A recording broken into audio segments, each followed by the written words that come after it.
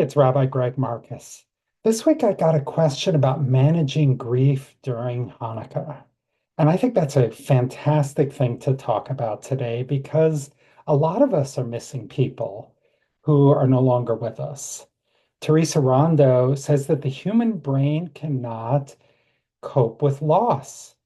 We are automatically reaching for the phone to share a memory, or we're just automatically expecting that person to be with us at the Thanksgiving table or around the Hanukkah lights. And we get this memory, and boom, suddenly we have a grief quake, and we're right back there in the middle of it. So I'm going to share with you 8 things that we can do to help cope with grief during during Hanukkah and during the holidays. Need to remember that we are living legacy to the person that we lost. And as long as we're alive, they are still alive. And when we want to make their memory a blessing, we do things that they would have liked or that we liked doing with them. And as we're reminded of them, they become a blessing. So here's 8 ideas. I hope that they will inspire you to try one of these things or maybe something else. Well, the way number one is cook their favorite food or tell a story about their favorite food.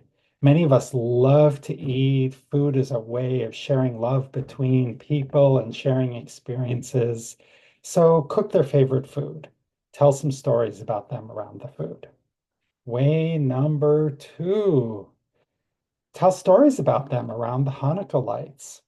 My birthday often falls during Hanukkah, and it certainly will this year. And there was one year my mother bought me these loud polyester pants, and I thought it was a serious gift, and I was trying to be polite, and she just starts cackling with laughter. She had a great sense of humor and could not believe that I thought that this was serious. She really got me then. I lost my mom in 2020, and I'm particularly missing her this Hanukkah season. So, words are another great way to remember people. So, that's way number three. Maybe it's reading old letters from this person or emails. Maybe it's reading their favorite poem or reading their favorite story.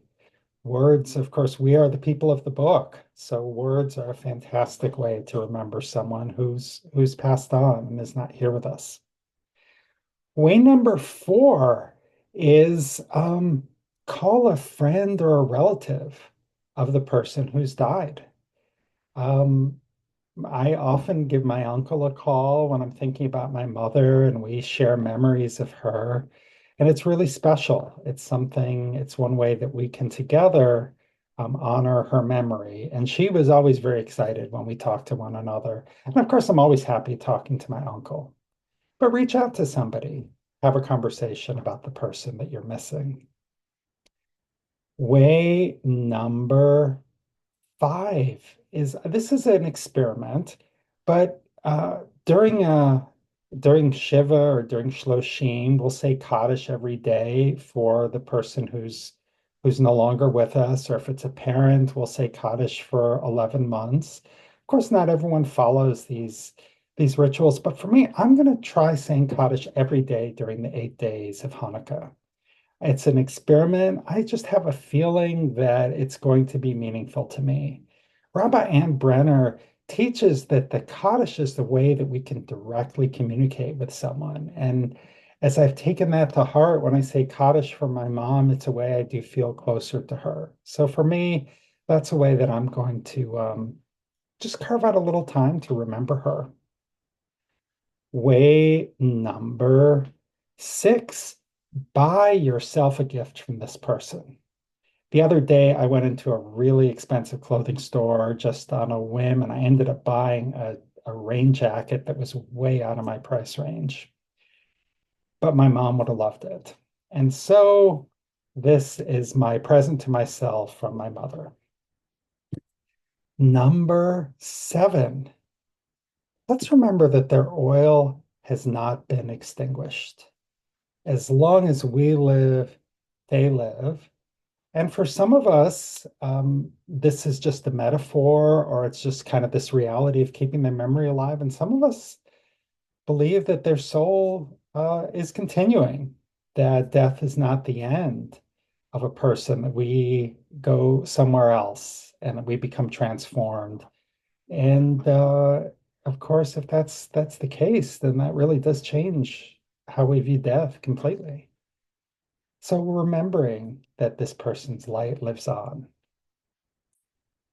And finally, the eighth thing is to remember that Hanukkah is a holiday of hope. There was only enough oil for one day, and it was going to take 8 days to get enough oil. But you know what? They went ahead and they lit the lamp anyway. It was an act of hope. And when we act with hope, it creates an opportunity for miracles to happen. And of course, in the Hanukkah story, there was a great miracle. The oil continued to burn for 8 days instead of just one day. And sometimes when we're in the midst of grief, we just need to have some hope and get the courage to take a step forward, to get out of bed, to go through our life. And some things, miracles can happen and we feel a little bit better. So if you're still watching, thank you so much. I really appreciate it. If you are dealing with grief, please reach out to me. I do one-on-one grief counseling and grief groups. You can email me at greg@rabbigregmarcus.com. Come on over to rabbigregmarcus.com and sign up for our email list and give us a like on this page. It'll help those social media algorithms pass this on. Finally, how are you going to remember your loved one? Please leave a comment in the chat. I will respond to everyone, and I would love to hear from you. Take care. Until next time.